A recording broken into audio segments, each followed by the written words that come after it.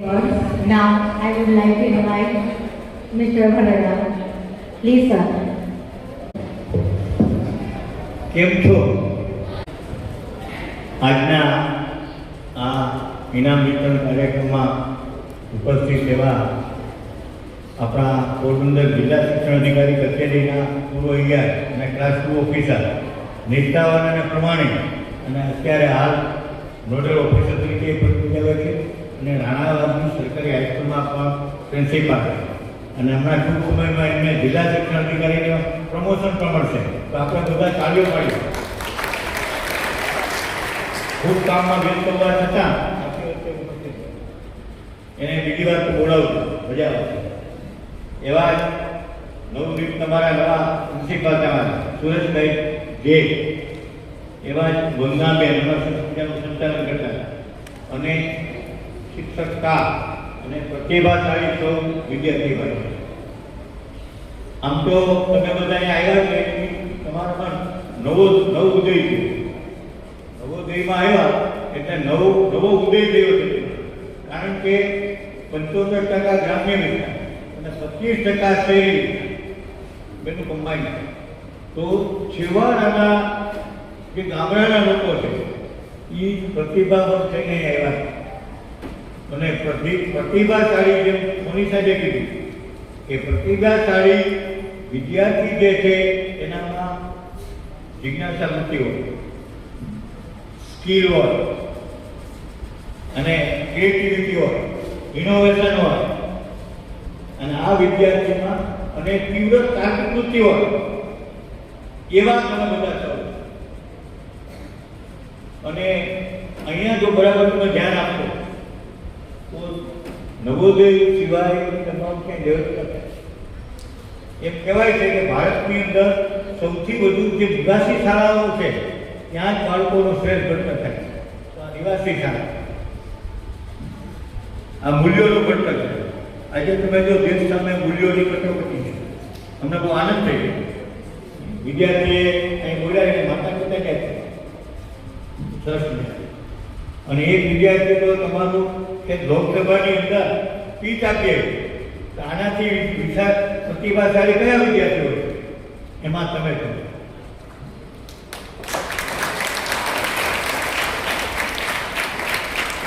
અહીંયા રહેવાથી આજે હું તમને અમારી ગુજરાત કોલેજની અંદર વાત કરું છું. છોકરીઓ લગભગ 8,000 છોકરીઓ ભણે છે. અને એની અંદર એને હું પૂછું કે તમે ઘરમાં કામ કરો છો તો કે ના, તમારા મમ્મીને મદદરૂપ થાવ તો કે ના. તો શા માટે નહીં તમે ભણીએ છીએ? આ ભણવું છે, ભણવું નથી. હંમેશા સ્વાવલંબનનો ગુણ હોવો જોઈએ. હું આજથી વર્ષો પહેલા હું 7 ભણેલો. મનસુખરામ જવન પુત્રનું નામ એ વખતમાં બહુ મોટું. 5 વાગ્યામાં ઉઠાડી દે, સામાન ઓરડીને વાળવાનું, પોતાના કપડાં જાતે ધોવાના, પોતાની થાળી માંજવાની, પૌષ્ટિક સાદો ખોરાક ખાવાનો, મા બાપને પગે લાગવાનું અને ભણવાનું. આપણે આ બધું છોડી દીધું અને ખાલી ભણવું. તો આપણે બુદ્ધિશાળી લોકો પેદા થશું પણ સંવેદનશીલ માનવ નહીં પેદા થાય. આજે પરિશ્રમ તમે કંઈ દેખાતો નથી. પરિશ્રમની ઓછે સ્વાવલંબન નથી, શ્રમ નથી, વહેલા ઉઠવાની નિષ્ઠા નથી. આજે મગજ લગભગ તમે જો 80% રોગી છે. પહેલા ગામડાના છોકરા છે વહેલા ઉઠી જાય, વહેલા ઉઠે. એમ કહેવાય છે કે સૂર્યોદય થાય એ પહેલા ઉઠી જવું જોઈએ. જે સૂર્યોદય પહેલા ઉઠી જાય છે એ જિંદગીમાં કોઈ દિવસ એને એક પણ રોગ આવતો નથી. એનું ઉદાહરણ હું છું. મને આ 73 આવે નહીં, ડાયાબિટીસ નહીં, બીપી કાંઈ નહીં. આજે તમે તમારામાં એક ખાસ કરીએ ને એની નાની ખામી આવશે. હિમોગ્લોબિન ઓછું ક્યાંથી? શા માટે ઓછું છે? વહેલા ઉઠી આપણે કામ કરવાનું છે. તો જે ગ્રામ્ય વિસ્તારની અંદર તમારા જેવા પ્રતિબંધ થાય. જેમ તમે ગામડામાંથી આવો એમ અબ્દુલ કલામ પર આપણે બચાવ્યો. દક્ષિણ ભારતની અંદર રામેશ્વરની અંદર એ આવતા તો એના બાપુજી મચ્છીમારી ધંધો કરતા. એના બાપુજીએ કીધું કે પહેલા કામ પછી ભણવાનું. છાપા વેચવા જતા, છાપા નાખી આવે અને પછી આવે સ્કૂલની અંદર. કારણ કે એ બાળક પ્રતિભાવંત આવે એટલે બધા બાળકો શિક્ષકને પ્રશ્ન ન પૂછે. જોકે આજે તો પ્રશ્ન તો વિદ્યાર્થી પૂછતા જ નથી. પ્રશ્ન ખાલી શિક્ષકને છે, વિદ્યાર્થીને પ્રશ્ન છે નહીં. તો અબ્દુલ કલામ પ્રશ્ન પૂછતા અને શિક્ષકોને અફાવતા. અબ્દુલ કલામને એના શિક્ષકોને કહેવું પડતું કે આવતીકાલે તમારા પ્રશ્નનો જવાબ આપો. આમાં એને કહેવાય જિજ્ઞાસા હતી. અને અબ્દુલ કલામ ભણતા હતા અને એક શિક્ષકે ચિત્રો ભણાવ્યું, બોર્ડ ઉપર ભણાવ્યું. એક પક્ષી દોર્યું. પછી એમને કીધું કે આ જો પક્ષી કેમ ઉડે છે, આ પાંખો શું કામ કરે છે, તો એમાંથી અબ્દુલ કલામ હાથ પકડ્યો. એ કે સર મને સમજાયું નહીં. પાછું સમજાયું. સર સમજાયું નહીં. તો એના ટીચર એને કીધું કે કાલે આપણે રામેશ્વરના દરિયા કિનારે આવજો. પ્રેક્ટિકલ સમજાવ. ક્યાં લઈ ગયા રામેશ્વર? પછી પક્ષી ઉડીને બતાવી દીધો. આ પક્ષી ઉડે છે, હવા છે એ કાપે છે, પવનને કાપે છે અને પૂંછડી છે એ દિશા આપે છે. આમ જેવું, આમ જેવું, આમ જેવું. સમજાઈ ગયો અબ્દુલ? બરાબર સમજાઈ ગયો. મોટો થઈ અને હું પણ એક મિસાઇલ મેન થાય અને એ પોતે મિસાઇલ મેન થયા, રાષ્ટ્રપતિ થયા. એક ગામડાનો માછીમારનો છોકરો રાષ્ટ્રપતિ સુધી પહોંચ્યો. ત્યાં ધીરુભાઈ અંબાણી નો બેસે, મૂલ્યવાળા માણસો બેસે. અહીંયા તમે જોયું ઉદઘાટન કર્યું, લક્ષ્મીજીનો ફોટો નથી. કેનો ફોટો છે?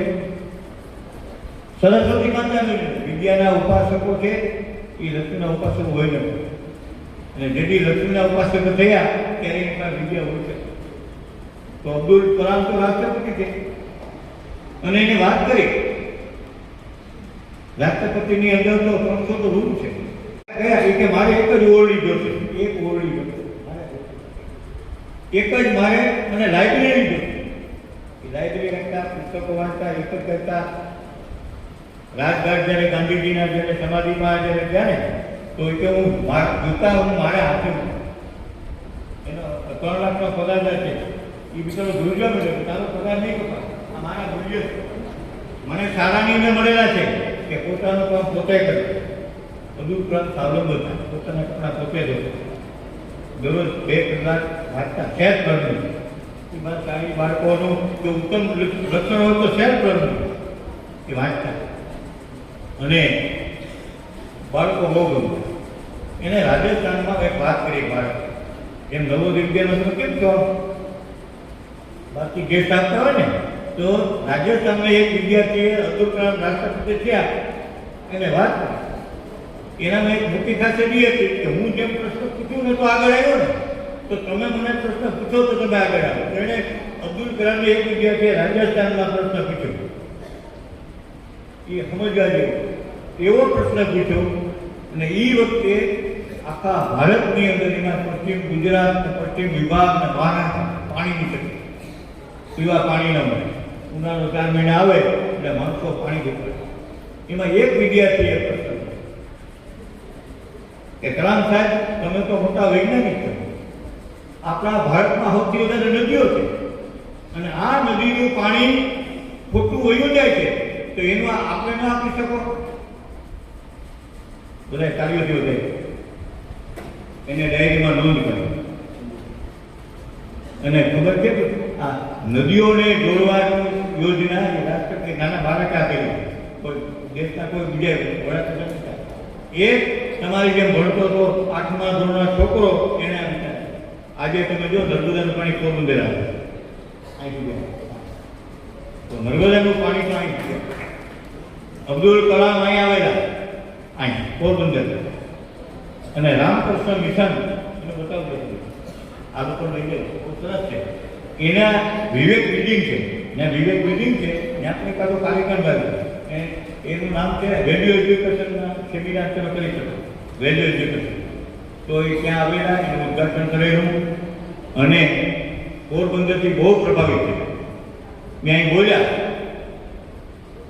કે અહીંથી દિલ્હી સુધીનો તમારો 4x4 થાય અને એ થયો. બરોબર, તમે જુઓ અબ્દુલ કલામ બહુ અને ખૂબ જ વાંચ અને ખૂબ જ વિકસતા અને દેશને વિકાસ. તો એક પ્રતિભાશાળી બાળકમાં કેટલી તાકાત તમે વિચાર કરો. તો આવા બાળકોને ઓળખવાની એક મોટી વાત. એટલે અહીંના હું શિક્ષક મિત્રોને પણ અભિનંદન આપું કે આ બધા તમે પ્રતિભાશાળી બાળકોને ઓળખા અને આજે એને ઇનામ આપીને નવાઈ જાય. આ મોટી ઉપલબ્ધિ છે. કેટલા બધા 80% ઉપર 90% સુધી એટલે અહીંના શિક્ષક મિત્રો ખૂબ કામ કરે. નકર એટલું રિઝલ્ટ હોય નહીં. તો શિક્ષક મિત્રોને પણ ખૂબ ખૂબ અભિનંદન. અને ખાસ કરીને તમારા નવા આચાર્યશ્રી આવ્યા છે સુરતજી, બહુ જ રિક્ષાવાળા છે, પ્રમાણિક છે અને કંઈક કરવા માટે ધગશ પણ ધરાવે છે. એટલે આપણે એને તાળીઓથી વધારીએ.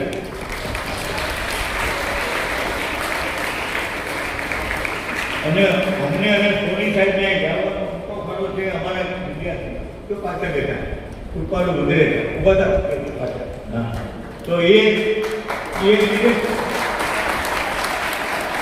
તમને વાત કરું, અહીં બાજુની હેરમાં બીએડ કોલેજ છે, એમાં કોઈ પોતે પ્રિન્સિપાલ હતા, પ્રોફેસર તરીકે પણ કામ કરેલું છે, નવોદય વિદ્યાલયમાં કામ કરેલું છે, ખૂબ જ બહોળો અનુભવ છે.